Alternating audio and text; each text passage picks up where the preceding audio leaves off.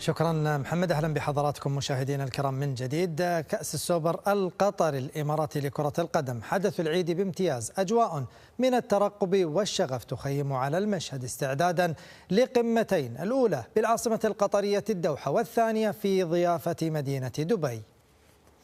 ملعب الثمامة المونديالي بات على أتم الجاهزية لإعلان ضربة البداية أمام جماهير من المنتظر أن تكون حاضرة بأعداد قياسية. سيكون الموعد مساء الجمعة 12 من شهر إبريل مع قمة كأس السوبر، المباراة التي تضع العربي المتوج بطلا لكأس سمو أمير البلاد المفدى في مواجهة الضيف فريق الشارقة الإماراتي بطلا لكأس رئيس دولة الإمارات. ينطلق اللقاء في تمام الساعة 7 من مساء بتوقيت الدوحة. هذا وكانت إدارة فريق الأحلام قد وجهت رسالة في غاية الأهمية دعت فيها عبر المنصات الرقمية الجماهير للحضور والمؤازرة ولكتابة تاريخ لا ينسى بحروف من ذهب.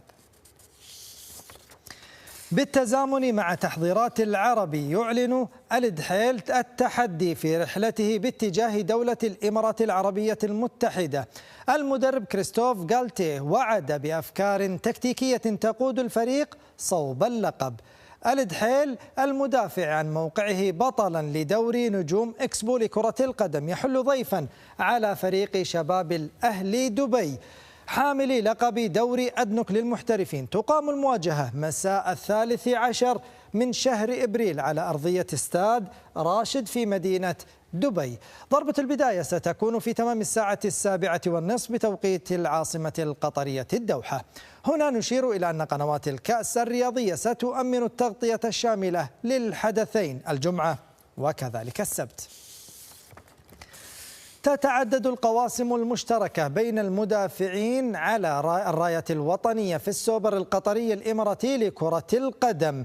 الفريقين يخوضان التحدي مباشرة بعد التألق في الجولة 20 لدوري نجوم إكسبو.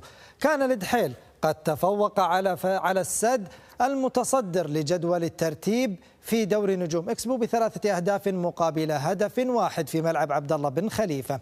وعلى أرضية ملعب سعود بن عبد الرحمن هناك في الوكرة خطف العربي العلامة الكاملة في مواجهة الوكرة بعد أن حسم اللقاء ب4 أهداف مقابل هدف واحد.